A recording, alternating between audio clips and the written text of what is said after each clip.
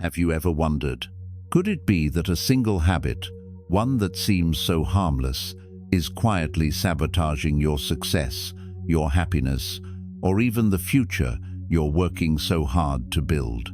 Maybe you've thought, I'm not foolish. I know what I'm doing. But if you're honest with yourself, have you ever lost a valuable opportunity simply because you spoke too much or blamed your circumstances for what you could control? Have you ever felt completely drained from trying to please everyone, or found yourself stuck in your comfort zone, paralyzed by the fear of failure? And have you truly listened, truly empathized with someone else, or are you just rushing through life like a busy shadow, never pausing long enough to really see anyone at all? Marcus Aurelius once reminded us, the impediment to action advances action. What stands in the way becomes the way. What blocks your path may be the very thing that leads you to your strongest self if only you have the courage to look it in the eye.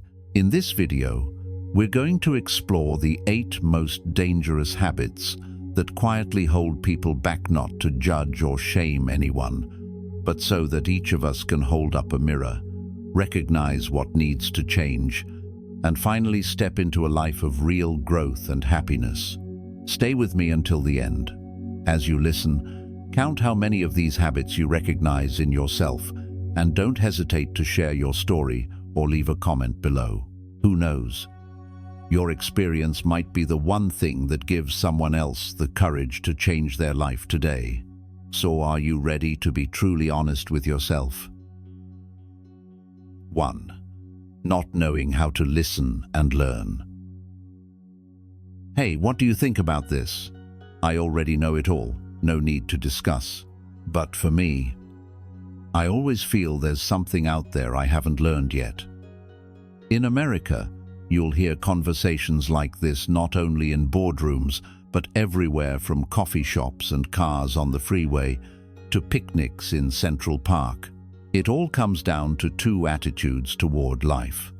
One person believes their own experience is an invincible shield, protecting them from any surprise. The other always sees themselves as a student, no matter how many years or achievements have gone by. I once worked with Jonah, man in his 40s, streaks of grey in his hair, purposeful in his walk, his eyes always shining with pride in all he had accomplished. In every New York meeting, John was the first to speak. He'd recount legendary campaigns that made his name a fixture, treating those old victories like unbreakable laws of success. When a younger colleague, often from Gen Z, suggested a new strategy, John would simply shake his head. I've tried that before. These things are just for the young. Trust me, the old formulas are what truly last.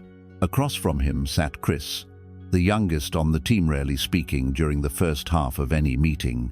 But Chris watched, took notes, and asked questions of everyone in the team, especially those working directly with customers. When it was his turn, Chris would say, "Maybe I'm wrong, but I want to try something new. If our customers have changed, if the market has shifted, maybe it's time to step beyond what we know." Once, Chris invited me for coffee after work just to ask, "Why do you think people are afraid of change? If we combined our strengths, what might be possible?" I realized then he genuinely valued every perspective, even from those who disagreed with him. Then came the big day. A new marketing campaign, same product but a changed customer base. John insisted on doing things the old way, leveraging every existing relationship, distributing media through the traditional channels he'd always trusted. Chris, meanwhile, spent time with the younger staff, proposed small-budget experiments on TikTok and Instagram, and even brought interns into the brainstorming for viral ideas. He went directly to the customer service team for the latest feedback, even though many thought that was overkill. A month later, the results were announced to the whole company. John's campaign, so often successful in the past, now looked like just a modest number in the report. Chris's team, on the other hand, generated a powerful wave. Young customers buzzed about the brand, Social media overflowed with positive feedback. The department head turned to Chris, not just for the numbers, but because for the first time, everyone felt their voice had been heard. The generational divide seemed to disappear. After that meeting, I saw John staying late at the office. Gone was his morning confidence. He stared at his screen for a long time, then quietly messaged Chris, "I think I need to relearn how to listen to you. Thanks for not giving up on the new ideas." Chris later told me his biggest feeling wasn't that he'd outperformed someone with more experience, but that for the first time, he truly felt like he'd grown up. I realized that only by being silent and listening to others could I really understand who I am and how the world is changing, Chris said, his voice as honest as it was moving. I'll always remember what Epictetus wrote. "It is impossible for a man to learn what he thinks he already knows." In America, land built on change, where new ideas are born every day, a closed mind is like a room with no windows. Fresh ideas never get past the threshold, leaving only the shadows of old fears and untested confidence inside. Sooner or later, those who refuse to listen end up separating themselves from the flow of life. I once tried a simple exercise. I asked two people with opposite viewpoints about something I thought I already knew, inside out. At first, it was uncomfortable. I even caught myself wanting to defend my old beliefs. But when I really listened, I began to see gaps I'd never noticed before, a strange relief, as if a new window had just opened in my mind. Let me ask you, when was the last time you truly changed your mind about something? What made you choose to stay silent and listen, instead of rushing to defend yourself? Sometimes, just a minute of truly receiving another's perspective, or simply admitting, "I could be wrong," is enough to open a door to growth that we'd never even noticed was there.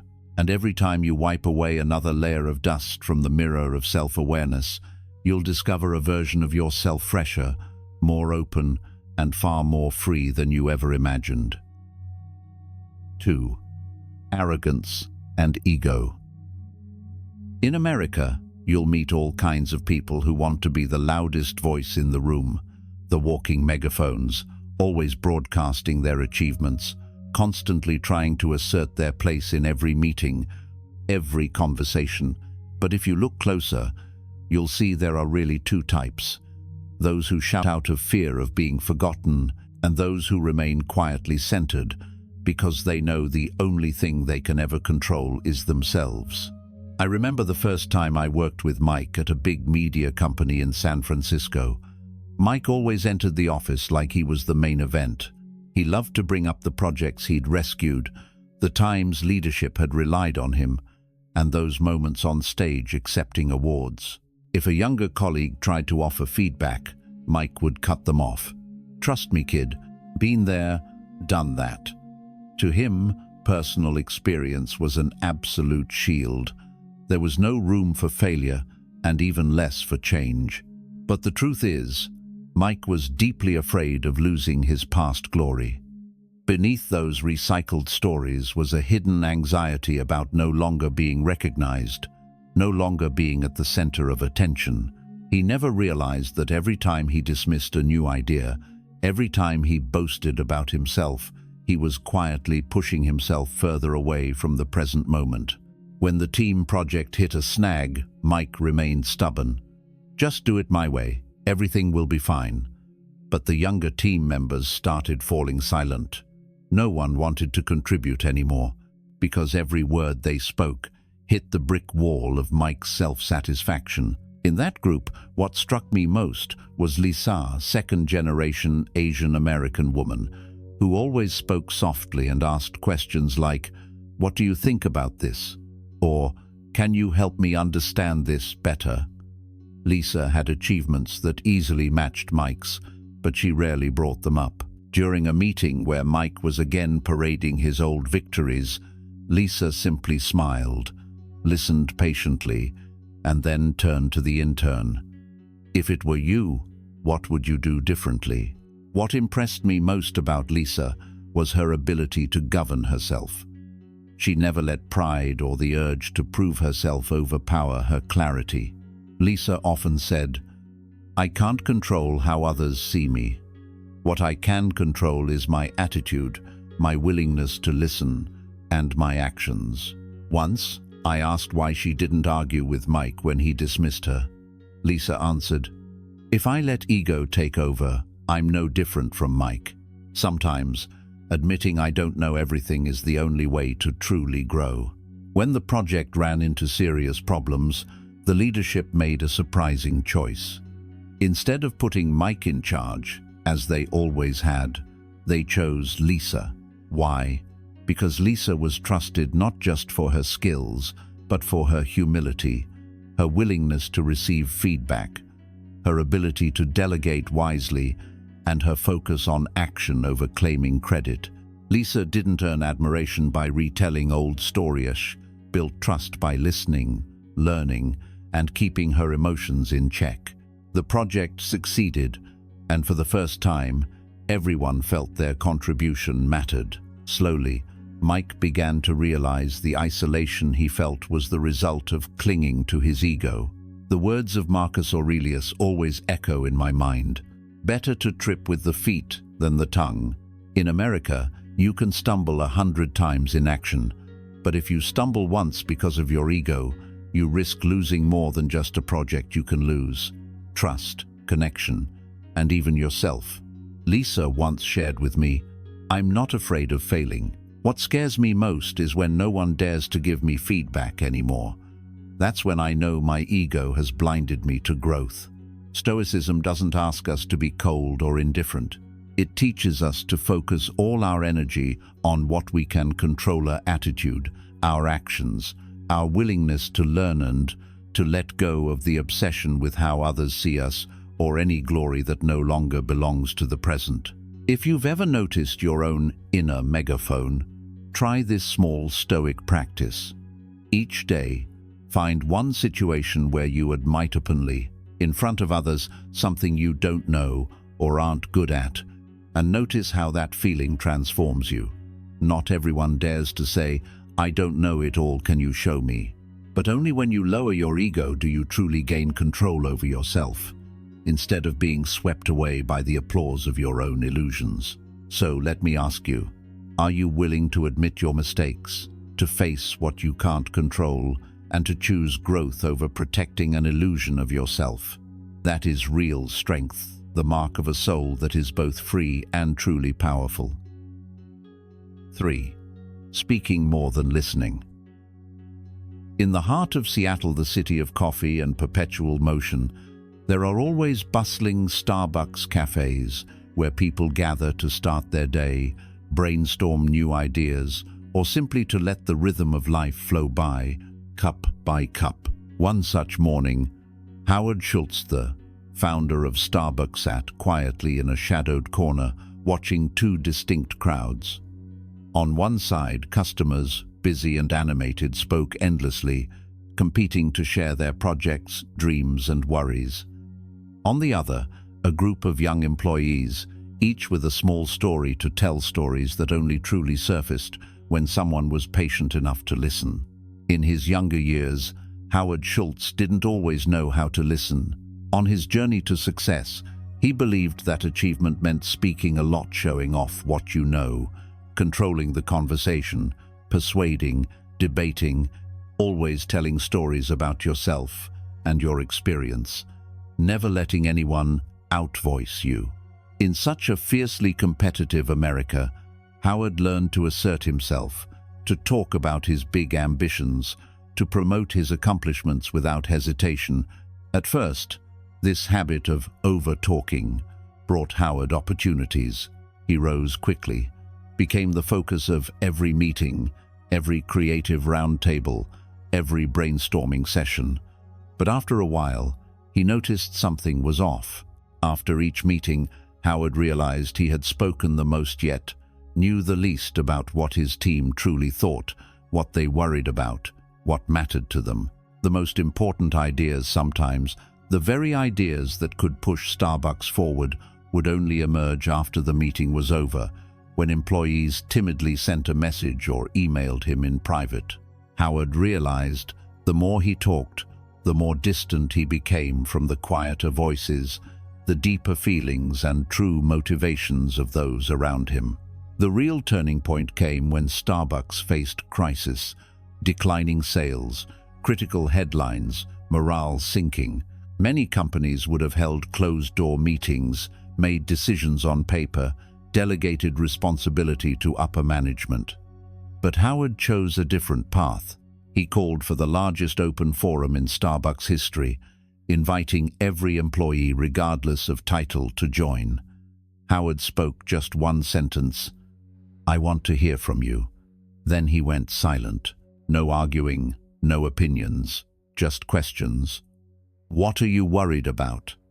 What do you hope for at Starbucks? What do you need to do your best work? For the first time, hundreds of voices filled the room. Blunt criticism, hidden fears, dreams never before shared. Howard discovered it was listening, the willingness to receive even the hardest feedback, that became the foundation for Starbucks to overcome hardship, rebuild its community, and unlock the strength of every individual. Howard changed. He moved from being the over-talker to the active listener, from the leader who needed to control everything to the leader who inspired connection and empathy. That culture slowly spread. Starbucks became more than a giant coffee chain. It turned into a community where every voice mattered. Employees felt respected, customers felt welcomed, and everyone wanted to contribute. Howard himself grew, found more peace, and realized he no longer needed to talk his way into existence. He knew when to be silent, when to listen from the heart. I'll always remember the Stoic wisdom Howard loves. We have 2 ears and 1 mouth, so that we can listen twice as much as we speak. Epictetus: when you listen, you don't just understand others, you open the door to changing yourself. You see what you've missed, the emotions that need healing, the ideas that can transform a whole team. If there's one Stoic practice every leader, anyone who seeks to grow, should embrace, it's this. In your next meeting, or even in a personal conversation, try truly being silent. Only ask questions. Don't rush to share about yourself. Don't interrupt. Don't defend. Listen to the end and see if the other person's eyes change, if the conversation goes deeper, and if you yourself feel more at peace. How many times have you missed an idea, a relationship, or an opportunity simply because you spoke too much? Sometimes, a single minute of silence, one moment of complete listening, can unlock the most precious things both in your work and your journey toward true self-mastery. And perhaps, in that stillness, you'll realize the greatest thing you ever missed wasn't some outside opportunity, but the deeper value, the quiet strength, and the maturity within you just waiting for you to listen so it can finally unfold. 4. Always blaming others.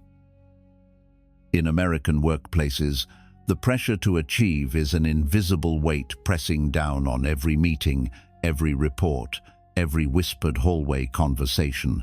I once witnessed a technology project collapse at a startup in California where, after the same setback, 2 colleagues chose very different paths. One took refuge in excuses, the other in self-reflection. And in the end, both paid a price, but in utterly different ways. Mark was the kind of person every department knew, by name charismatic, persuasive, a master at navigating the politics of any meeting. When the team's project drew heavy criticism from a client, Mark was the first to stand up and explain. He'd analyze market volatility, shifting customer demands, marketing shortcomings, and even the unusually hot California summer, which he argued must have changed user behavior. Among all those reasons, there was only one thing missing: Mark's own responsibility as the product development lead. "My team did everything possible," The problem was with factors beyond our control, he insisted, and most people stayed silent, not wanting to challenge him. Sitting at the far end of the table, Sarah, her younger team member, quietly took notes, never interrupting, never making excuses. When her turn came, she simply said, "I think I missed a round of thorough testing on some devices. Next time, I'll work with the marketing team earlier to make sure the customer experience is exactly what we promised." Her words were short and free of rhetoric, but the room suddenly fell quiet for the first time. Someone had the courage to own their mistake without blaming circumstances. From that meeting on, the group's attitude toward both Mark and Sarah began to change. Mark was still quick with ideas and smooth words, but whenever he suggested something new, people no longer jumped to support him. Colleagues became wary, not wanting to share in the fallout of any future failure. Mark grew increasingly isolated, working late into the evening, hearing the laughter of the team in the hallway, never once invited to join. Meanwhile, Sarah earned more and more trust. She received honest feedback. Her boss entrusted her with bigger projects, not because she never made mistakes, but because everyone saw her grow after each setback, always learning, never shifting blame. One day, Mark watched from the back of the room as Sarah was awarded Most Inspiring Teammate at the company meeting, the whole team rising to their feet in applause. He sat in the shadows, feeling more alone and more distant from his team than ever before. That was his moment of awakening. Mark went home, looked in the mirror, and finally asked himself, "What have I done wrong?" He remembered a Stoic teaching from Epictetus he'd read once but never truly considered. It's not what happens to you, but how you react to it that matters. It wasn't failure that robbed Mark of opportunity. It was his habit of making excuses, of avoiding responsibility, that isolated him and destroyed the trust he needed to keep growing.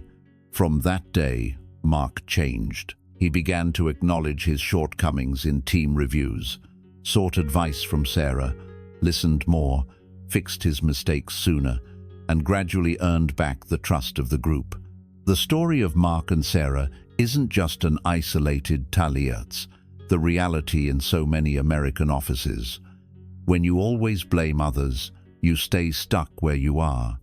But when you dare to take responsibility, you give yourself the chance to grow, to build trust, and to become truly mature. If today you've run into a problem, a mistake, however small, ask yourself, where is my part in this? Don't hesitate to own it in front of your team.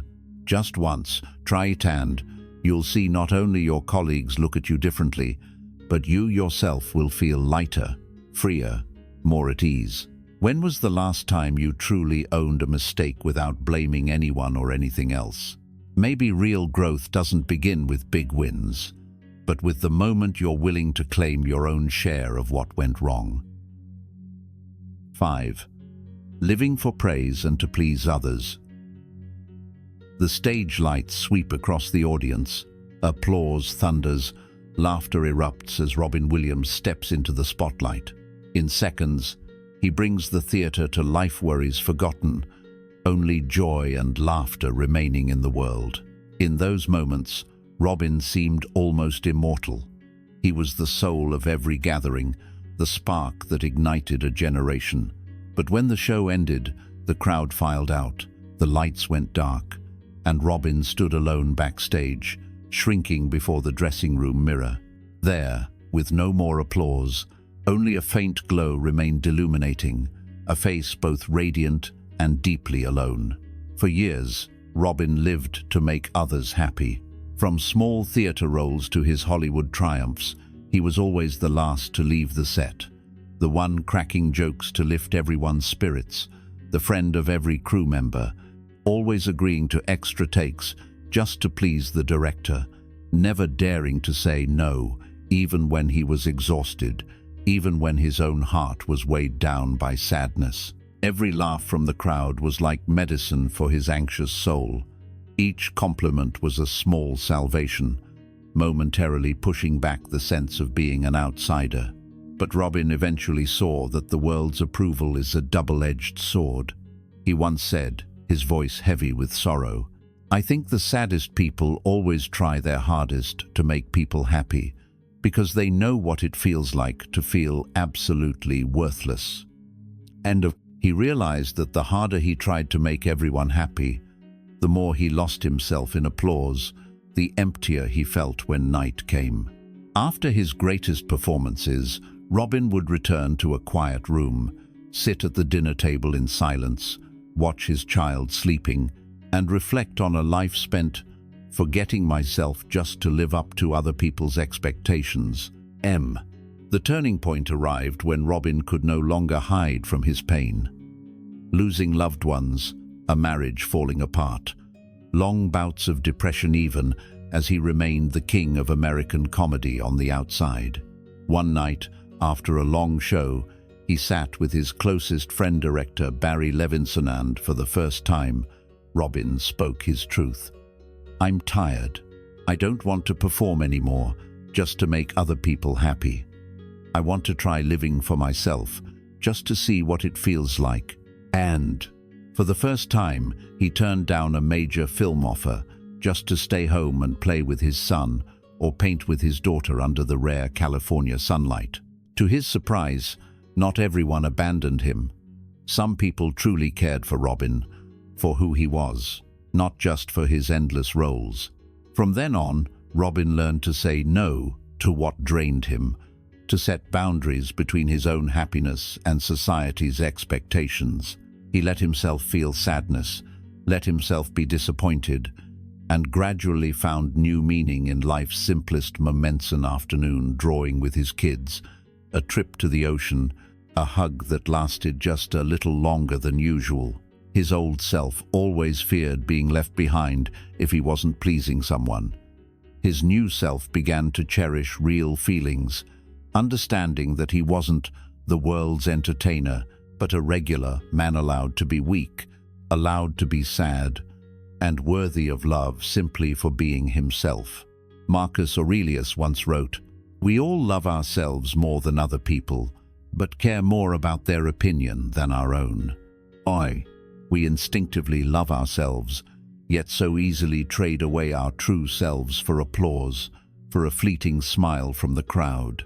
In the end, Robin Williams chose to live authentically, and in that choice, he inspired millions, not just because of his comedy, but because of the courage it took to live for himself, to realize that his worth did not depend on the lights or the stage.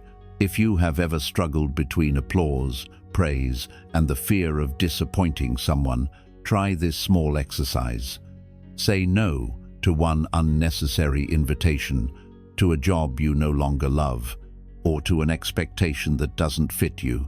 Sit quietly and ask yourself, what really brings you peace and joy? Mirror moment. If all the applause and compliments disappeared, would you still know what makes you truly happy? Real happiness sometimes only appears when you dare to live truthfully, no matter how loud the world outside may be. 6.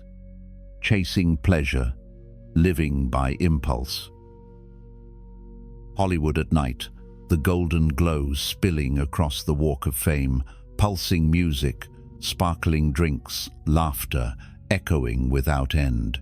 It's the image of a world where every dream seems within reach, where fame and pleasure flow together in a stream with no finish line. But behind closed doors, inside the quiet walls of a luxury hotel, Robert Downey Jr. sits alone before the mirror. No one is there to share the joy. The applause is gone, replaced by the ticking of a clock and the tired reflection of a man exhausted by a life lived chasing fleeting pleasure. Robert Downey Jr. was the embodiment of Hollywood's success, sought after everywhere. Wealthy, powerful, captivating, every party felt as if it was thrown just for him. But with everything so easy to have, Robert spiraled into a life with no breaks. The wild nights bled into each other: drinks, substances, friends, What seemed like a dream was really a mask, hiding a soul growing emptier by the day. His career slid downhill, scandals piled up, his family fell apart, his young son grew distant, and the offers for roles slowly dried up. Robert became a shadow in the very world that once worshipped him. One night, after another endless party, Robert returned to his hotel room. He collapsed onto the bed, staring at the pitch-black ceiling, trying not to think about tomorrow. For the first time in years, he didn't call a friend or look for someone to keep him company. He simply sat with himself. The loneliness rose up, fear flooded in. Is this the end for me? He wondered, as tears slid quietly down his face. It was then that he realized all these pleasures were just illusions, each indulgence robbing him of inner freedom, taking him further from a life of real meaning. During his darkest days, Robert started reading philosophy, especially Stoicism. He turned to Seneca, reflecting deeply on every line. We suffer more in imagination than in reality. We suffer not because life is so harsh, but because we endlessly chase desire, invent new anxieties, fear loss, and never pause to breathe or ask ourselves what truly matters. Robert decided to change. He moved back in with his parents, cut off toxic relationships, quit all the parties, started meditating, working out, reading, and spending time with his son. He set new boundaries a day with no social media, no quick fixes, just a focus on building what lasts: gratitude, discipline, health, patience, and trust. There were days when he missed the old rush, but he learned to wait, to accept emptiness without rushing to fill it with another hit of pleasure. The true turning point came when Robert was invited to play Iron Man. No longer was he a man running from himself. He was someone reborn, who understood that real value comes from self-mastery. On set, he was the first to arrive, the last to leave, never missing a workout, never asking for special treatment, because he knew only discipline and responsibility bring freedom, happiness, and true self-respect. In an interview, Robert once said, his voice full of hard-earned wisdom, "Remember that just because you hit bottom doesn't mean you have to stay there. You can hit rock bottom anytime, but that doesn't mean you have to stay there forever. Real rebirth happens when you let go of temporary thrills and find the courage to start again, even if it's from zero." If you've ever found yourself caught in the cycle of instant gratification, social media, shopping, parties, or any fleeting hysteria, living a little slower for just one day, don't chase a quick fix. Instead, invest in what endures. Talk with family, read, exercise, or simply sit still and watch your feelings pass by. Mirror moment. When was the last time you delayed a small pleasure to build something truly meaningful for yourself? If you've survived the spiral of pleasure, or if you're waking up just now like Robert Downey Jr., share your story below this video. Who knows, your experience might just be the spark someone else needs to rise again. 7. Fear of change. Reluctance to leave the comfort zone. There are roads in America so smooth and familiar that they connect the suburbs to the city center in an endless loop of sameness. You could close your eyes and know exactly where you're going. Tom had spent half a lifetime on roads like that every morning, driving to his insurance office in Texas, every evening driving home, nights spent in front of the television. Nothing changed, not for 20 years. His job was reviewing files in a vast corporate office where no one remembered his name in meetings, but no one disliked him either. Tom was the invisible man in a massive machine. Many times, Tom listened as friends talked about switching careers, learning new skills, joining startups.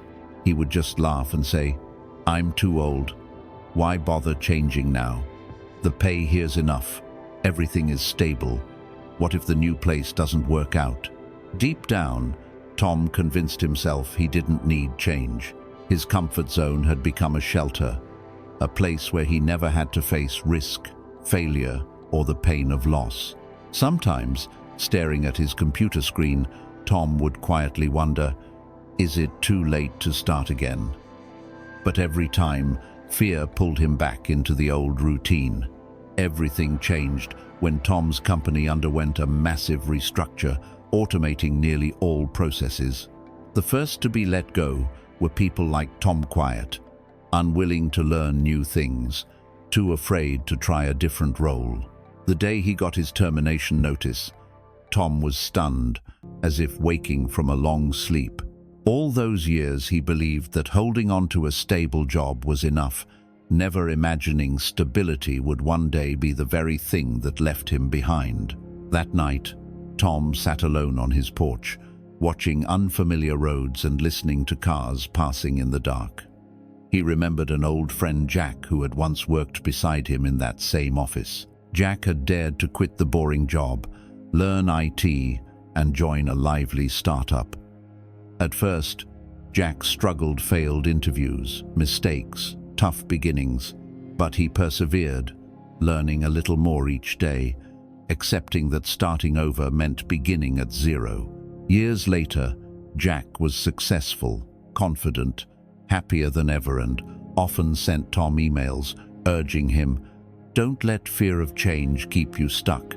The world out there is so much bigger, and all it takes is enough courage to step outside your door." Loud. Only after losing his safety blanket did Tom truly grasp the value of courage. He began to see that repetition numbs us. When every day looks just like the last, every choice is made from fear, not from desire. His inner dialogue turned into a battle. Is it too late? But if I don't try, how long will I regret it? Tom started searching for online courses, trying out freelance jobs, focusing on new skills, even when it was incredibly hard. The first resume he sent out was rejected, the second, also a failure. But over time, Tom learned something new with each stumble, discovering that change doesn't kill you. In fact, it can open doors you never even knew were there. Looking back, Tom understood. Fear of change is only an illusion created by the mind to keep us comfortable. But the price is stagnation, monotony, and the slow loss of ourselves. Heraclitus's words echoed as a reminder, the only constant in life is change. Life never stands still for anyone. Change is the only certainty, and only by embracing it do we truly begin to live. If you've ever been afraid of a change, try writing down that experience then. Imagine how things might have been if you'd had the courage to step out. Give yourself just one chance to bet on yourself, because if you stay put forever, are you willing to pay the price of endless repetition and risk losing the opportunity to become the best version of who you could be? Mirror moment. If you keep holding onto your comfort zone, what will you end up trading away your time, your dreams, or your very self? 8. Lack of empathy for others. It's a Monday morning in an American office. The cold fluorescent lights buzzing, everyone hunched over their laptops, fingers racing to outpace another deadline. Here, everyone seems to have their own agenda. KPIs, rankings, emails to answer. Sometimes, the world shrinks to nothing but numbers and outcomes, and somewhere along the way, feelings and connection fade quietly into the background of a life in constant motion. Sam used to live that way too. To him, the office was a place to get things done, earn a living, and move forward. He remembers those tense weeks during a major project when everyone worked twice as hard as usual. There was a colleague, Linda, always vibrant until suddenly she grew quiet and her performance slipped. Sam judged her at first. She's probably lazy, just not pulling her weight, slowing down the team. And then he let it go, drowning himself in the sea of his own deadlines. It wasn't until Sam learned that Linda had lost a loved one that he was stunned into silence, but he had no idea what to say. Work is work, he told himself. and went right back to his emails and spreadsheets, never once reaching out or offering a kind word. Months later, the cycle reversed. Sam lost his own father, a man he adored. Those days, he still showed up at the office, but inside he felt lost, left somewhere far in the past. He withdrew, spoke less, his performance dropped, yet no one checked in, no words of comfort, not even a glance of understanding.